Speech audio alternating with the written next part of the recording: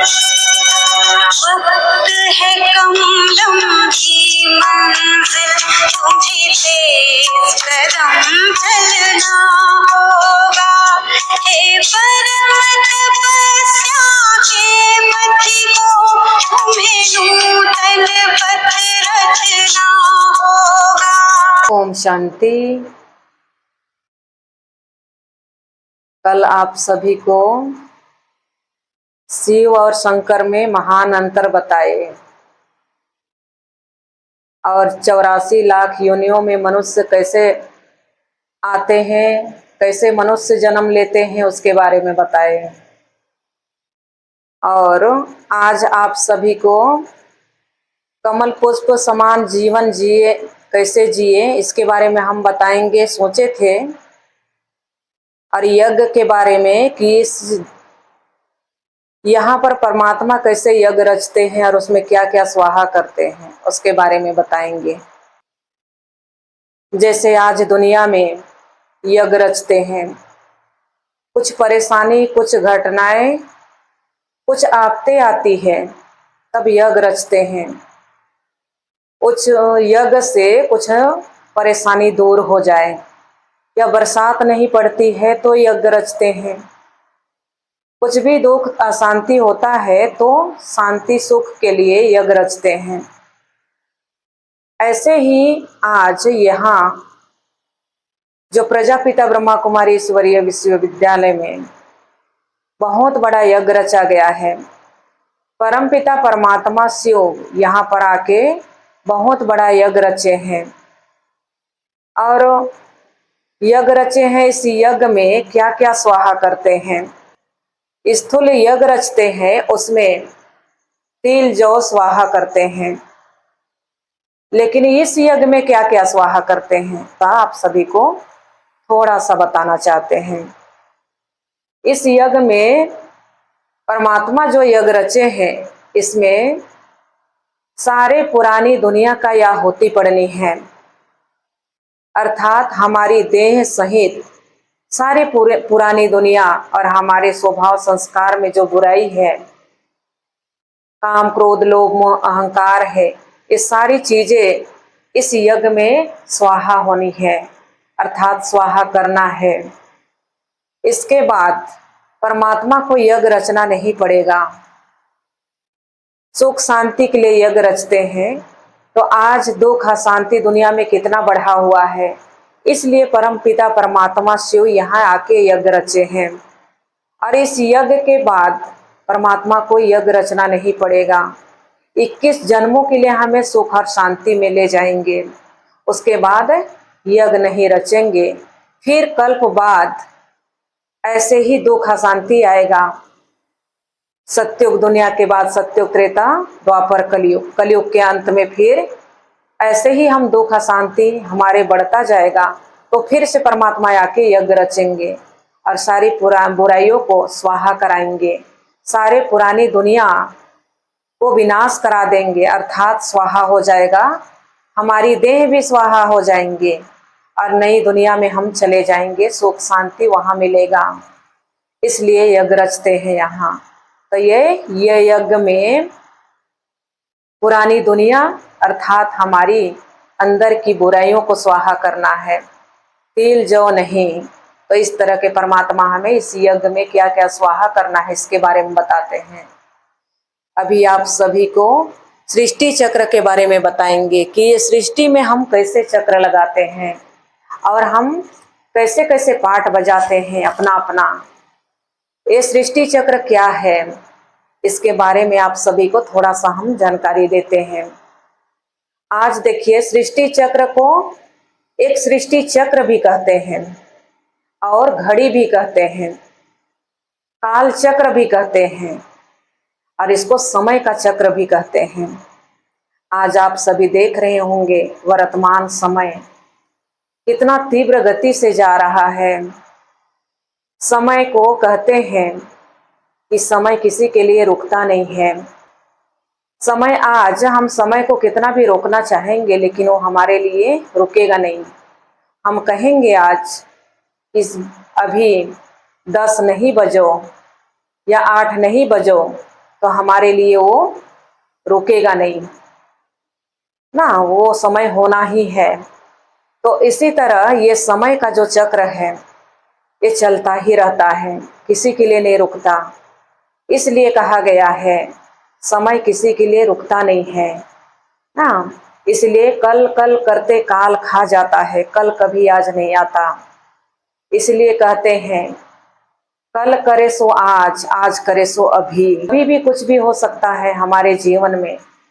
इसीलिए जो अच्छा कार्य हो रहा है तो हमें शुभ कार्य में देर नहीं करनी चाहिए, तुरंत हमें उस चीज को कर लेना चाहिए, क्योंकि समय हमारे लिए रोके नहीं रहेगा, वो जाता रहेगा, चलते रहेगा। समय का काम है आगे बढ़ते रहना। तो इस तरह के समय के चक्र के बारे में हमें बाबा बताते हैं, परमात्मा शिव बाबा हमें बताते हैं समय किसी के लिए नहीं रुकता।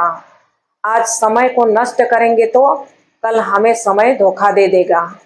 इसीलिए हमें समय को देखते हुए हमें समय अनुसार हर कार्य कर लेना चाहिए। तो ये सृष्टि चक्र को घड़ी भी कहा गया है, काल चक्र भी कहा गया है, समय का चक्र भी कहा गया है। समय के लिए बहुत कहते हैं समय बलवान है कहते हैं, इसलिए समय अनुसार हर चीज कर लेना है हमें। तो इस सृष्टि चक्र में समय को कैसे दर्शाया गया है, कैसे कैसे सृष्टि चक्र में समय चलता रहता है, उसके बारे में आप सबको थोड़ा सा बता रहे हैं। यहाँ पर दिखाया गया है ये। आज देखिए कहीं पर भी शुभ कार्य करते हैं तो स्वास्तिक का चिन्ह बनाते हैं बाहर में ना। स्वास्तिक का चिन्ह में चार भाग बनाया गया है ना। ये लकीर है, खड़ी लकीर देखते हैं ना कि स्वास्तिक में 3-4 बिंदु होता है, बीच बीच चक्र है। ये जो स्वास्तिक का चिन्ह है, जो स्वास्तिक की चिन्ह में 4 खड़ी लकीर है। तो यहाँ पर दिखाया गया है जैसे ये खड़ी लकीर है, ये चारों भागों में बांटा हुआ है ना। जैसे ऊपर की ओर राइट की ओर मुड़ा हुआ है लकीर स्वास्तिक का, तो राइट को कहा गया है सत्युग ना। सत्युग जहां पर देवी देवताएं 16 कला संपूर्ण होंगे, और उस सत्युग को सोने की दुनिया कहा गया है। और सोने की दुनिया और सत्युग दुनिया में 1250 वर्ष का आयु होती है। उसके बाद यहाँ पर त्रेता युग में थोड़ा सा त्रुटि आया, कम हुआ, 16 कला से 14 कला में आ गए। राम सीता का राज्य हुआ त्रेता युग, उसमें थोड़ा सा वो लकीर को नीचे झुकाया गया है, थोड़ा सा कमी हुआ। वहां भी 1250 वर्ष का आयु त्रेता युग। उसके बाद यहाँ पर द्वापर युग आया। द्वापर युग में थोड़ा सा उसके खड़ी लकीर मुड़ गया, और उसके बाद द्वापर में भी 1250 वर्ष का आयु हुआ। और ये 16 कला से 14 कला से 8 कला में आ गए द्वापर युग में। उसके बाद वो स्वास्तिक का जो खड़ी लकीर है ऊपर की ओर मुड़ गया, तो वहां कलयुग दिखाया है, वो भी 1250 वर्ष का आयु है। और ये कलयुग जो है कला कलेश का युग, वहां कोई कला नहीं होती, वो 9 कला हो गया, अर्थात कोई कला नहीं रही उसमें। कलयुग में दुख अशांति बढ़ते गया। तो इस तरह के चारों भागों में बांटा हुआ है, 4 लकीरें खड़ी लकीर हैं, जहां दर्शाया गया है युगों के बारे में। सत्युग, त्रेता, द्वापर, कलयुग। कलयुग में कोई कला नहीं रही, इसलिए दुख अशांति का युग कहा गया। अब ये चारों भागों में ये कैसे बटा हुआ है, इसके बारे में आप लोगों को बताएंगे। क्योंकि जैसे कहते हैं ना, सत्युग त्रेता दिन है, सत्युग त्रेता दिन, द्वापर कलयुग रात कहा गया है ना। सत्युग त्रेता में हम बहुत सुख होते हैं, सुखी रहते हैं, और द्वापर कलयुग में हम दुख भोगते हैं, अर्थात अंधकार होता है, हमारे अंदर ज्ञान नहीं होती। सत्युग त्रेता में हम सोजरेग में रहते हैं, रोशनी में, अर्थात वहां हमें कोई दुख अशांति नहीं होती, इसलिए वहां पर अंधकार नहीं होता। ज्ञान तो होता है पर वहां पर दुख अशांति नहीं होती, भटकना नहीं होता। और द्वापर कलयुग में हम भगवान को ढूंढते हैं और भटकते हैं। देखिए कहते हैं ना, द्वापर कलयुग में जैसे रात और दिन का खेल है ना। तो इस सृष्टि चक्र में दिन और रात का खेल दिखाया है ना। द्वापर और कलयुग रात है, सतयुग त्रेता दिन है। द्वापर कलयुग में भक्ति होती है, पूजा पाठ करते हैं और भगवान को ढूंढते हैं। और सतयुग त्रेता में हम पूज्य रहते हैं, वहां हमें पूजा करने का आवश्यकता नहीं होती। वहां सुख इतना, शांति इतना रहती है कि हमें कहीं कहीं पर भगवान को याद करने का आवश्यकता नहीं पड़ती। इसलिए उसको दिन कहा गया है, रोशनी की दुनिया कहा गया है। तो ये चारों भागों में, ये सतयुग और त्रेता, ये चारों युग को तो हम जानते हैं सभी कोई। सतयुग त्रेता द्वापर कलयुग, चार युग को सभी जानते हैं।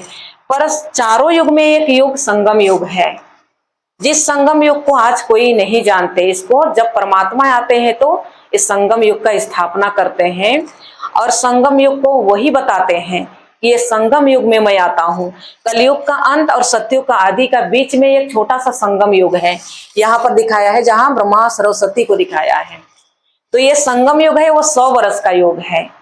पूरे मिला के सृष्टि चक्र 5000 वर्ष का है। दुनिया में सृष्टि चक्र को कहते हैं लाखों वर्ष है, अभी बहुत समय है ऐसे कहते हैं। लेकिन परमात्मा हमें अभी बताए हैं कि सृष्टि चक्र सिर्फ 5000 वर्ष का है, इससे ज्यादा नहीं है। 5000 वर्ष में सृष्टि चक्र हूबहू रिपीट होती है।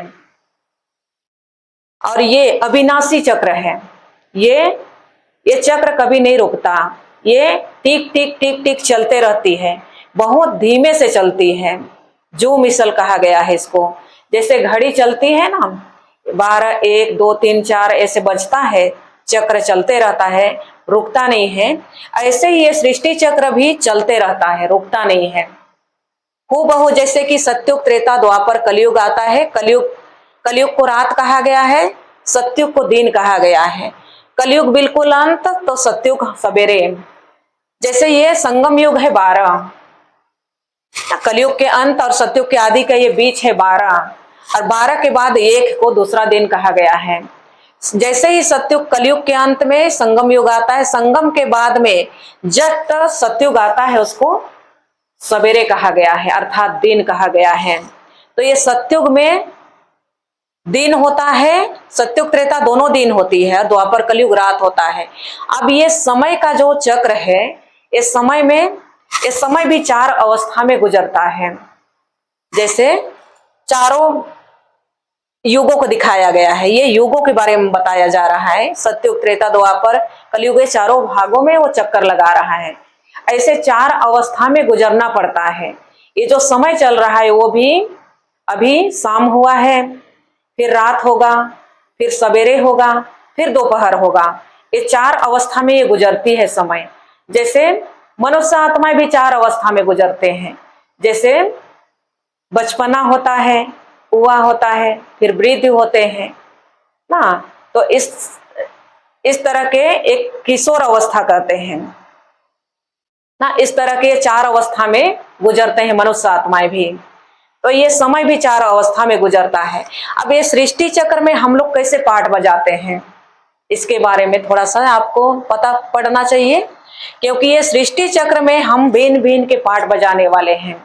हम सब क्या हैं, एक्टर्स हैं, एक्ट करने वाले।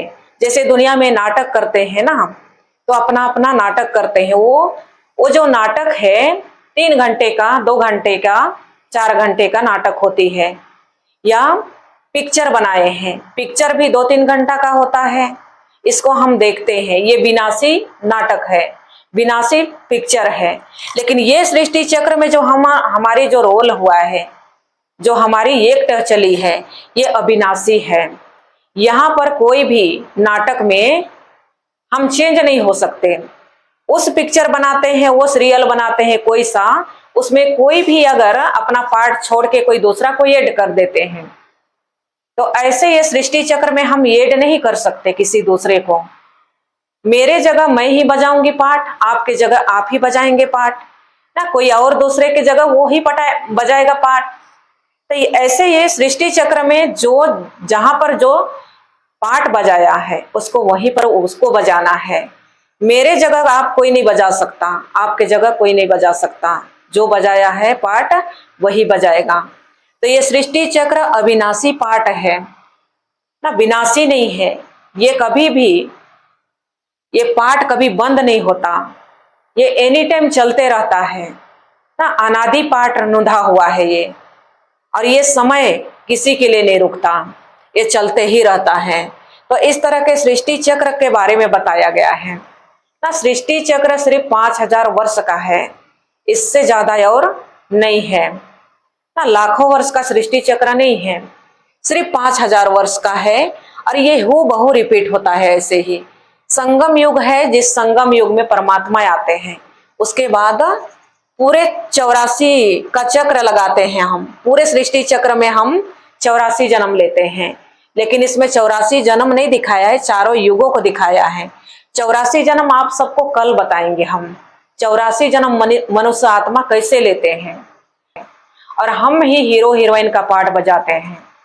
आज देखते हैं ना, जैसे कि हीरो हीरोइन का पार्ट कितना कितना विशेष होता है ना, और वो हर कोई का नजर हीरो हीरोइन के ऊपर रहता है। ऐसे ही आज हम विशेष पाठधारी हैं। जब हम भगवान के बच्चे बन जाते हैं तो हम विशेष हीरो हीरोइन बन जाते हैं। हमारा विशेष पाठधारी पाठ रहता है इसमें रोल, जहां हर एक का नजर पड़ता है। अगर हम कोई भी एक भी गलती करते हैं तो सब कोई का नजर पड़ता है कि ये भगवान की बच्ची अपने को कहलाती है और ऐसे कर्म करती है। ऐसे हर एक का रोल एक्ट है ना, कोई दुख का, कोई सुख का, कोई अच्छा कर्म करने का, कोई हंसने का, कोई रोने का, कोई मार पीट करने वाला खलनायक का रोल। ऐसे ऐसे रोल सबका है। तो ये अविनाशी ड्रामा है। अब ये ड्रामा को हम साक्षी होकर देखते हैं ना। तो खेल को कोई देख के कोई दुखी नहीं होता है। आज देखिए, हम कोई मर जाता है या कोई गलत कर्म करता है तो हम देखते हैं और कहते हैं फलाना व्यक्ति क्यों नहीं सुधरता है, क्यों नहीं बदलता है। तो कैसे बदलेगा, उसका पार्ट ही वैसी है, फिक्स है, वो नहीं बदल सकता। इसीलिए हम उसको देख के हम दुखी नहीं होते। या अगर ये ड्रामा का राज को हम जान गए कि इसमें हर एक का पार्ट फिक्स है, इसमें कोई चेंज नहीं हो सकता ना। कोई पिक्चर को हम देखते हैं तो उसमें जो कमजोर होते हैं, जिनको ज्यादा ज्ञान नहीं होती है, वही वो पिक्चर को देख के जो भावुक होते हैं वो रोते हैं कि ऐसे इसका हुआ है बोल के। लेकिन अगर उसी को साक्षी होके देखेंगे, ये पिक्चर बना हुआ है, कोई सच्चाई नहीं है, ऐसे सोचेंगे ना, तो दुखी नहीं होंगे। तो इसी तरह हमारा हर एक का पार्ट, चाहे कोई नशा करता है, चाहे कोई गलत काम करता है, चाहे कोई अच्छा कर्म करता है, हर कोई का पार्ट फिक्स है। तो ऐसे ये सृष्टि चक्र का पाठ कैसे चलता है, इसके बारे में आप सबको हम बताए। तो आज हम सृष्टि चक्र के लिए इतना ही बताना चाहते हैं। कल आप सभी को हम 84 जन्म हम मनुष्य आत्मा कैसे लेते हैं उसके बारे में बताएंगे। तो आज हम यहीं तक समाप्त करते हैं। और आप सबको फिर से अगर कुछ पूछना होगा तो आप सब कमेंट करेंगे और फिर से पूछेंगे आप सभी। अच्छा, ओम शांति।